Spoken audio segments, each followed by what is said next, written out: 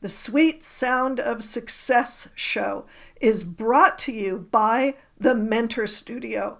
The Mentor Studio is an exclusive mentoring and training program for social influencers, business owners, entrepreneurs, coaches, and startups, bringing personal development to the underserved around the world. And brought to you by Success Strategists.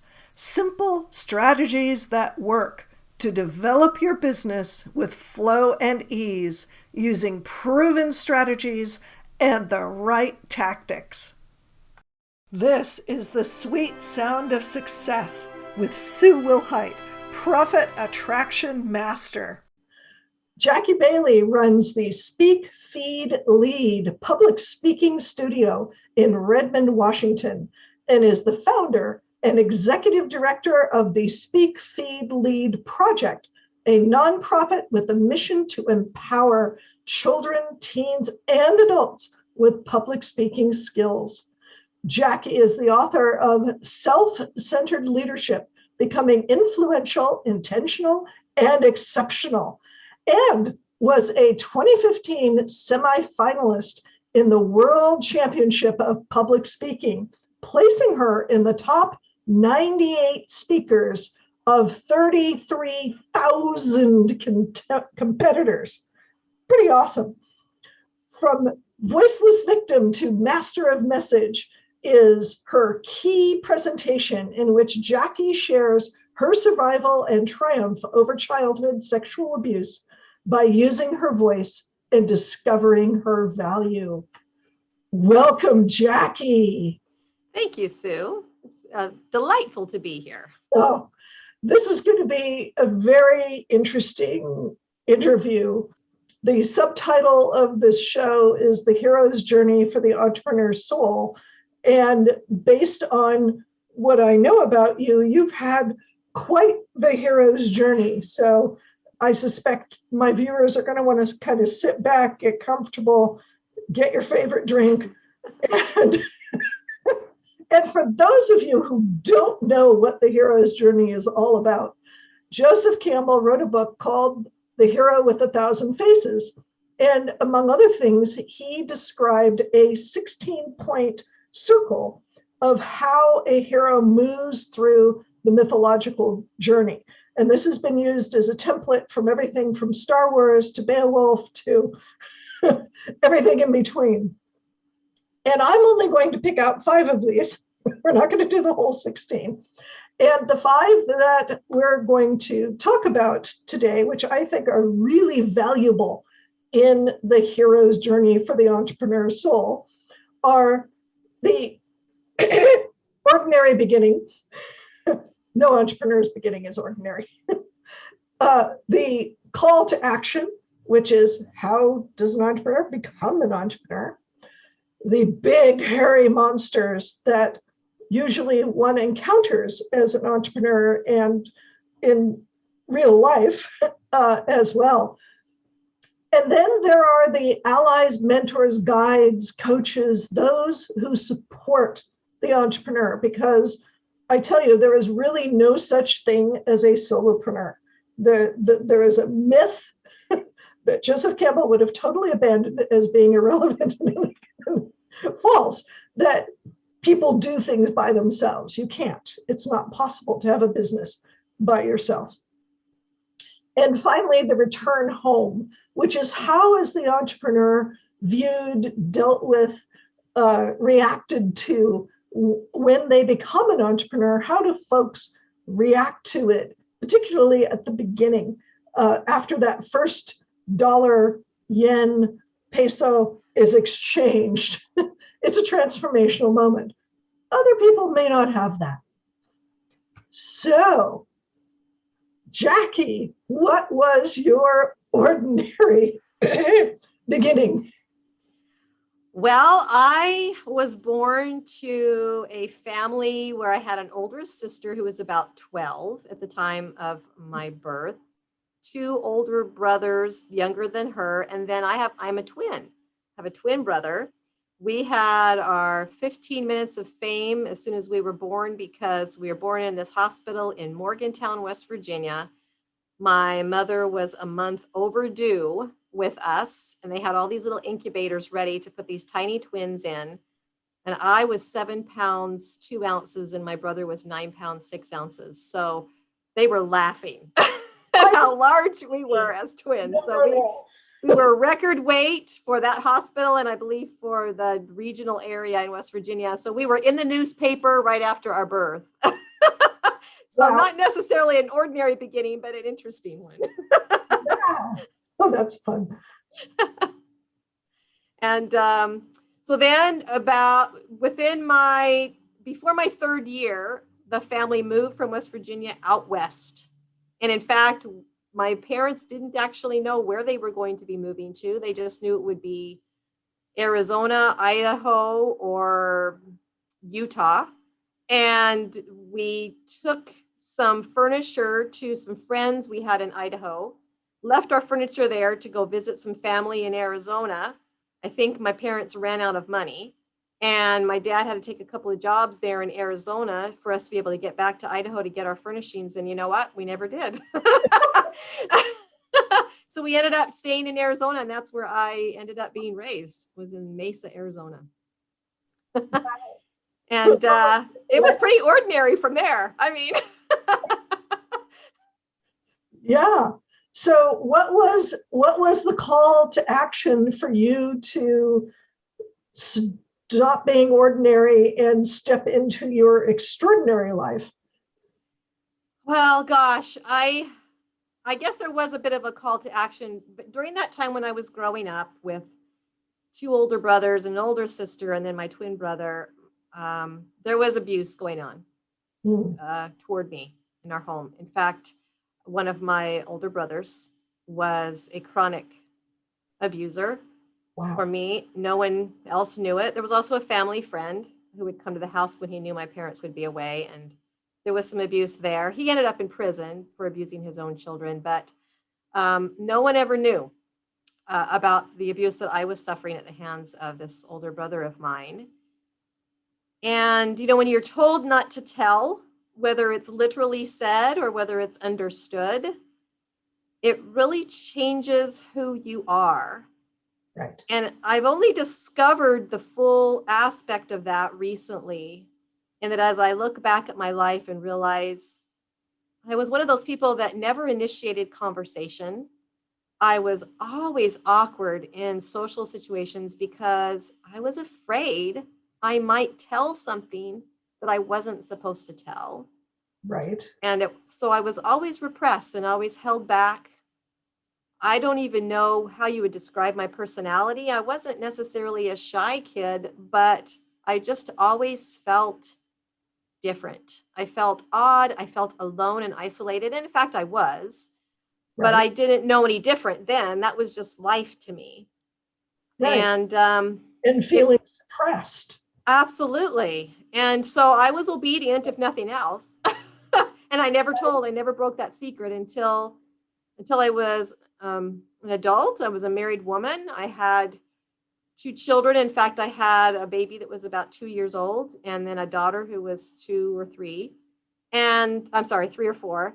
And then my brother got married and had a baby girl. Oh. And that set off a motion of events for me. I was in deep emotional turmoil, not sure what action to take, because if I were to protect that child, it would mean risking everything I then had. Right. And and I didn't know if my husband would still want to be married to me when he knew how ugly and shameful I truly was. I didn't know if people would disbelieve me and try to take my children away from me. And I didn't know where I would end up. And so it was a real dilemma for me. And it wasn't until I sought some therapy that the choice between taking my life and just being silent forever changed when I realized that, I loved my children enough. I loved them more than I hated myself, because I started thinking, well, if I go and I've never told anybody, then how are they going to be protected from this same situation? And that became my mission, to protect my children from any possible abuse. And so that was the first real crisis that I had. And when I broke the silence, I changed that little girl's life. And I didn't even know that until she was close to 30 years old, when something happened in the life of her father that caused her to question why he would behave in such a way. And so she never knew that that was a problem her father had. And she thanked me for literally saving her life. She never understood as a child why she wasn't allowed to be with her dad alone. Right. And my brother divorced his wife. And so there was this custody going on, and yet she was never allowed to stay with him. And she never understood why that was a big deal. Right. But Right. once she learned that as an adult woman, then she understood, and she said, Aunt Jackie, you really saved my life. And that's it was really a wonderful moment, because I never knew. You do the right thing, but you don't know all the consequences from it Right. until you do know. Right. And Right. Right. And you stopped the cycle of abuse in that she didn't have to know that suppression and silence that you had to suffer, and that possibly other kids had to suffer. yeah, and yeah, that was the best part of it, and it was worth the emotional turmoil I went through to make sure that she was protected. And it was several years after that, probably 10 years or so after therapy, when my husband asked me, do you feel like you've forgiven your brother? Mm. And I replied, you know what? I think I have. I don't hold any animosity. I think, I've healed from that. And he says, well, does he know that? And I realized, I guess there might be one more step for me to take. And we had moved to the state of Washington from Arizona by that point. And so I flew all the way back home just to face my brother and say 3 more magical words face to face, which was, I forgive you. And Sue, I didn't know how tragic his life was in those moments before I uttered those words, but he'd had a miserable life, and I didn't realize that I held the key to his prison, and that when I forgave him, not only did that change my life and sort of finalize my healing journey, but it changed his life as well. And so I feel like there were 2 times in my life when I was the hero. I saved that little girl's life, and then I saved the life of her father, my brother, a few years later. So. Wow. Yeah, that brings tears to me. That's amazing. To have the wherewithal to forgive your abuser is huge, huge. And I can tell you already, there's people who are probably going to watch this going, you can't do that. Oh, yes, I know very well there are those people. Right. And it's the key about forgiveness is it's not that you're condoning the behavior. You're just simply not carrying the anger about the behavior. Right. With bad behavior, you acknowledge it and you move on. Right. Well, and like I said, it didn't just, a lot of people say forgiveness is not for the one who did the abuse. It's the victim. And that's true, but that's really only part of it. Right. Because I realized, like I said, all those years when I was his victim, I didn't realize that at some point that shifted and he became mine, because he was literally not able to progress. Right. Until I released him from that. And the beauty of all of that is that I used my voice in both of those circumstances. Here I was, this voiceless kid who was repressed, who could not be my true self. All of those years, I don't even know who that true girl was, right. But I was kept from being her for many years, until finally I used my voice And that was the first step toward becoming who I was meant to be. And then uttering 3 words such as, I forgive you, didn't seal that necessarily, but it put me on an even higher path towards something even greater. And that's why I do what I do today in helping children to have their voice and to understand the value that those words they utter can have toward changing the life of another individual. All of our life experiences are going to inspire someone else in one way or another. And it doesn't matter if you're a child, if you're a teenager or an adult, your voice deserves to be heard. And that's why I do what I do in helping children and teenagers to have public speaking skills and be empowered through their voice. Yeah, that's an awesome call to action. That is just a way cool, powerful call to action. And you have taken it in such an amazing direction. I mean, there are folks who help people who have suffered abuse. And you're taking it beyond the kind of, I don't want to call it garden variety therapy, but you're taking it beyond therapy to literal empowerment. And empowerment, this is where the English language breaks down. It's not just that the kids who are speaking are empowered, but through their speaking, they are empowering the folks that are listening, and it just keeps going. So I don't know that we have a word for that. This ripple effect of empowerment that goes out into the world. I call it a superpower. I really do. Yeah. I tell my students, your voice is your superpower, because you have the ability to spew poison with your words, or you have the ability to literally change another human being through what you say and make them happy, make them feel good about themselves, and even save their lives in many cases. So it is a superpower. Yeah, that's phenomenal. Literally, it's a phenomenon. So who were some of the folks, the allies, the mentors, the coaches, the guides, the Gandalfs, the Obi-Wans? Who were some of the folks that helped you along this path? Well, they're very unlikely heroes, but heroic nonetheless. I would say, first of all, the counselor that I began to see to heal from the abuse, the first day we were together, she asked if she felt I could ever forgive. And it was almost laughable in that moment, because I was filled with so much shame and pain and anger and fear that seemed almost as likely as being able to pick up a huge car and put it over my head with ease. Right. It just was impossible in my mind. But she understood that, and she said, as long as you're working toward that end, then eventually, it might not be in this life, but eventually you'll be able to get to that point. She said, but if you aren't working toward it, you'll never be able to fully heal.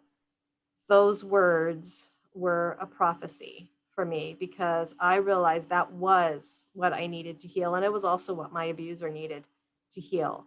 So she was definitely one mentor in that journey that really helped me to initially begin that healing process, which was so very painful. Secondly, I joined a group of survivors. They were all women survivors. And one of those women, her name was Carol, and she came to the group of 15 of us. She came to this group with multiple personalities. Mm. And through several months and years of working together with this group, Carol healed enough that she wanted to integrate these personalities. I believe there were 32 of them. She wanted to integrate these personalities into her core self. Right. And she invited us that were in the group to be in her hypnotherapy session to watch that happen. And Sue, I got to tell you, that was one of the more memorable events of my life, is watching her in hypnosis Now, she remembers why she fractured, and her story is just, it's in my book, but it's uniquely special in that she actually did die during a rape at the age of 3. She was smothered to death. She saw God, and God told her that it was not time for her to be there, but that he was going to send her back with those that would help her.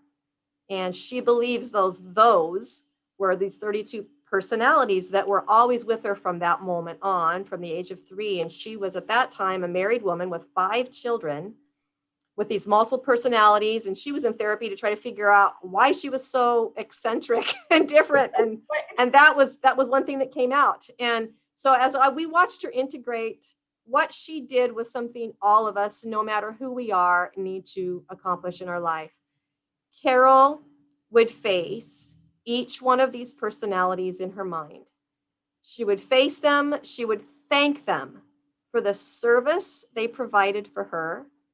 She would hug them figuratively, and then let them know they were no longer needed and that they could become part of her. And she did this through several sessions, integrating all of these 32 people, some of them infants and nonverbal, some of them very angry, large men, and integrating each one of them into her core self. And I call that a very important lesson for me, that I need to do that every day. I need to look at those parts of myself that have maybe not served me in the best way, or maybe they have served me in some way that I need to recognize, be grateful for, give them a hug and say, thanks, I'll take it from here. If we can all do that every day, our hero's journey will continue, and we will find more and more opportunities to serve others. So that was a very important lesson for me, watching her integrate all this into herself. And we all need to integrate every part of who we are. Yes. Well, absolutely. Yeah. Great lesson. Yeah. Fabulous lesson. So I would say those were a few of my early mentors. I've had a lot of mentors, a lot of support. My husband has been a fabulous support. He didn't divorce me and has supported me through all of my crazy ideas and business dealings. And so I appreciate that. He's been a great mentor and support for me. That's great. Yeah, it's lovely when that can happen. And even more lovely and such a relief when you come out with the thing that you think is absolutely terrifying and horrible, and they go, no, I love you anyway. Right. No, it's okay. I love you anyway, however it works. That's, beautiful. Yeah. So besides your husband, who obviously gets it about who you are and what you're doing, was there anybody else who had an interesting reaction to you forming this Speak, Feed, Lead organization and going out on being on stage and doing public speaking and sharing your story? Yeah. Well, in sharing my story, I'll start there because, as you mentioned in the introduction, I did go as a semi-finalist to the World Championship of Public Speaking. The competition was based on a 5 to 7 minute speech that had to be inspirational, yet involve some humor, that had to relate to the audience as much as possible, an international audience. Right. And when I began competing, I decided to sort of break the silence to these people who had known me for years. And I was in leadership position in Toastmasters International. I had been a district leader. And so a lot of people knew me. But when I began competing and telling my story of abuse, with the focus on love and forgiveness being the key to healing, as you mentioned earlier, there are a lot of people who got angry at the fact that I would even consider forgiving someone, such a monster. And the reactions were varied. Some people said, "Oh, how could you do that? How can you talk about that? It's totally impossible and not necessary. And how could you give him permission to do that?" And like you say, it's nothing like that at all. And so those were mixed reactions, but I got to tell you, as I was preparing for this competition, I would go and practice the speech to different audiences, and I always invited them to provide feedback to me because that's how I knew if I was reaching them in the way that I wanted to. And I was at this one location. It was actually a hospital, and someone had invited me to come and speak to the hospital staff, the doctors, the patients that were there at the time. It was in the cafeteria of this hospital. And I went and I gave this speech that had an echo of my abuse to it, which wasn't not my main focus, but it was about the forgiving of all of that. And at the end of my presentation, we went around the room and everybody gave me feedback, but there was one young man there who looked really out of place to me. He was kind of sitting in the corner of this room. He didn't look like a doctor by any means. He didn't look like he was there as a patient. I'm not even sure where he fit in. But when it got to him, he stood up and he said, I don't know what to say about your message, but I am an abuser. And for the very first time, I understand what my victims go through. Everybody was silent, as well as myself. What do you say? And I knew at that moment that he was the reason that I was giving that speech. It wasn't for the international audience that I thought it was for. It was for that person whom I hoped was changed by that, and whom I really hope his victim benefited from as well, that his or her life changed in some way. So another part of my message to my students is that you don't know who your message is truly for. You might have an idea of who your target audience is, but literally the least likely person is going to be affected by what you have to say. And that's why you have to just keep speaking, and you have to share your message in any opportunity that you have. So those were a couple of adverse reactions, plus one very inspiring reaction that I received from my message. And it was that same summer when I decided, you know what, I need to start bringing this to kids. I need to help the kids to not be silent any longer. Right. That's wonderful. And that I've got to say, those one souls that you touch, that you save, that you reach, that you change, wipes out all of the negative reactions. Right. If Absolutely. you just manage to get to that one person, then all of the yackers, the reactions, it's like, yeah, okay, thank you for sharing. I'm sorry. And go away and stew in your anger. And as several traditions put it, hold on to that whole hot coal and hope somebody else is going to burn. Right. Well, and it changes your perspective too, because I was thinking, hey, I'm going to move on. I'm going to be this professional speaker. I'm going to be making all kinds of money sharing this message. And at that moment, I realized that's not what it's about. It doesn't matter if I make anything doing this. I just changed a life, possibly two. And that is the purpose of this. And yes. So. Yes. It's the bigger game. Yeah. Yeah. For sure. So I think you've already answered this, but I always ask this surprise question at the end. What is your favorite part about what it is that you do? In other words, if there was something that you could do every single day, 7 days a week, 365 days a year, if you could do this one thing every day, what would it be? Well, the beautiful thing, Sue, is that I do get to do this every day, because I not only direct the nonprofit, the Speak Feed Lead project, which empowers children and teenagers through their voices, but I'm also an instructor, and I get to teach the curriculum that I've developed. And every day I get to see the light bulbs turn on in the minds and the faces of my students. And I've had many students who have gone on to greater things, who have gone on to competitions, who have gone on to start public speaking clubs because they see how empowering it has been for themselves and they want to pay it forward to their peers. I have seen students stand in front of an audience and give an amazingly inspiring presentation based on their life experience. And I get to witness that every day. And I see that children are recognizing their self-worth.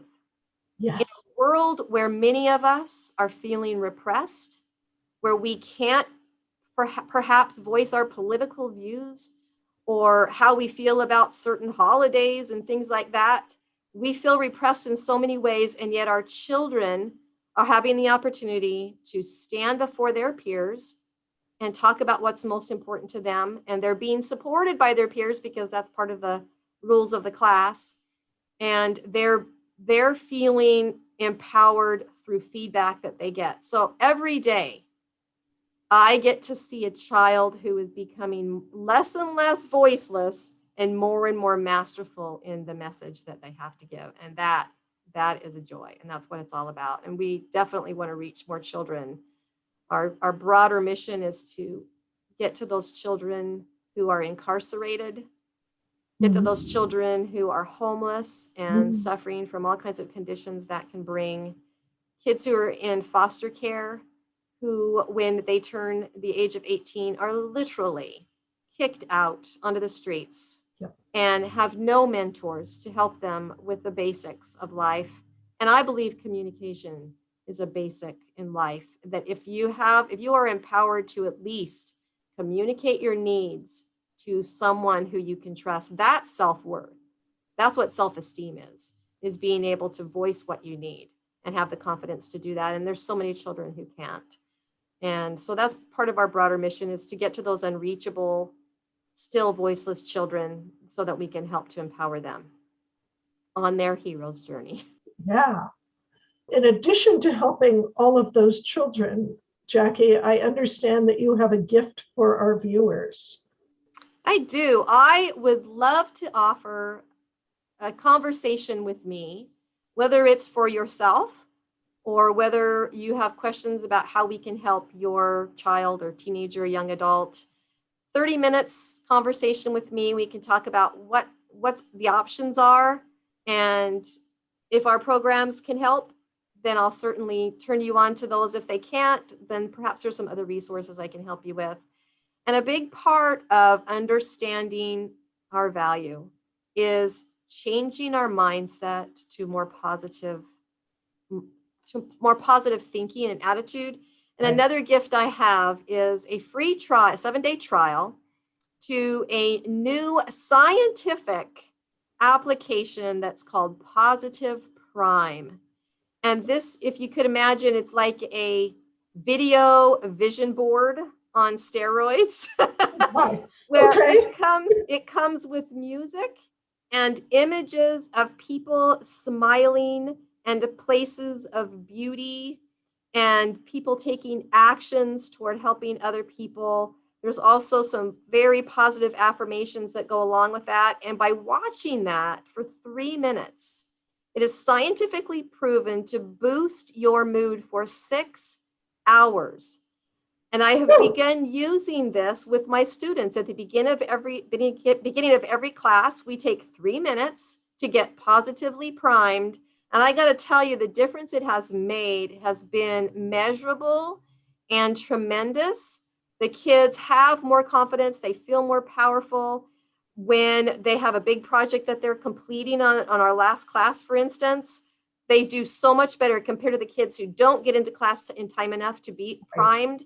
Huge, tremendously powerful ability to see the difference that is made there. So I'm offering a 7-day trial of that. Nice. Use it as much as you can in that 7 days. And if you'd like, I think it's $19 a month to continue with the service, but you have the availability to hear from people like Jack Canfield and Oprah Winfrey and Sean Joe Hall, people like that who are powerfully, consciously minded individuals themselves who have presented sessions of Positive Prime for you to watch using their own positive affirmations and images. It's a powerful tool And I hope that you will take advantage of that.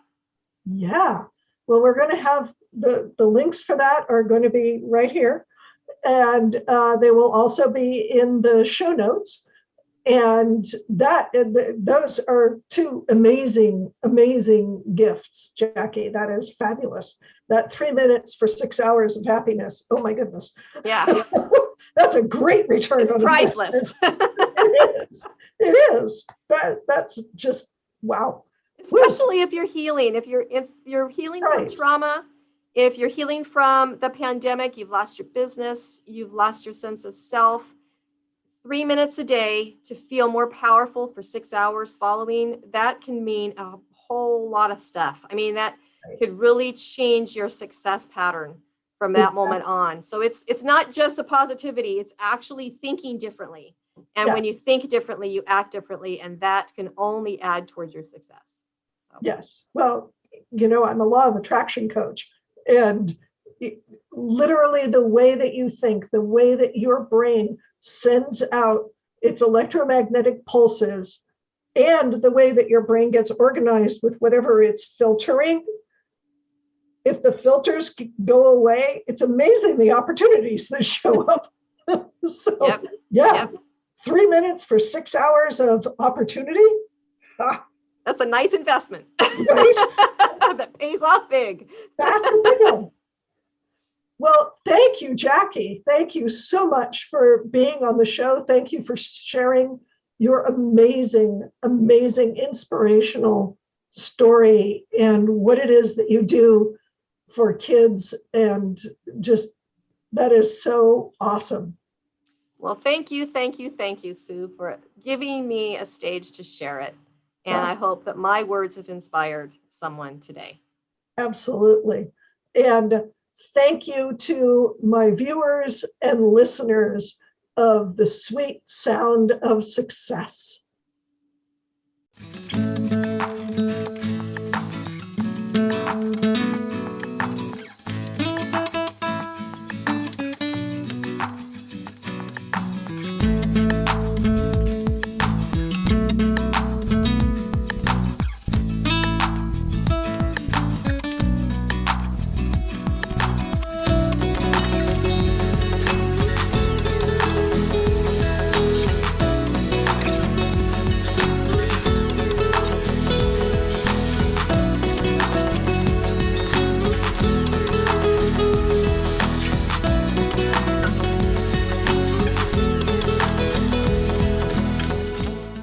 What are your dreams for your business? You know what drives me crazy?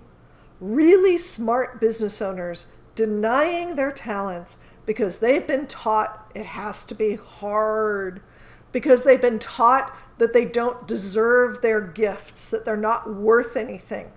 They've been taught that their gender means they can't express their genius. I'm Sue Wilhite, and I want you to have access to your genius. I want you to go out and rock the world with your genius. So I created the Call to Action coaching program. It's all about getting to the heart of you and what you've got to share with the world to make a profitable business that thrives and allows you to make a difference in the world. Click the link to sign up for the Call to Action coaching program today. Don't let your genius go unnoticed.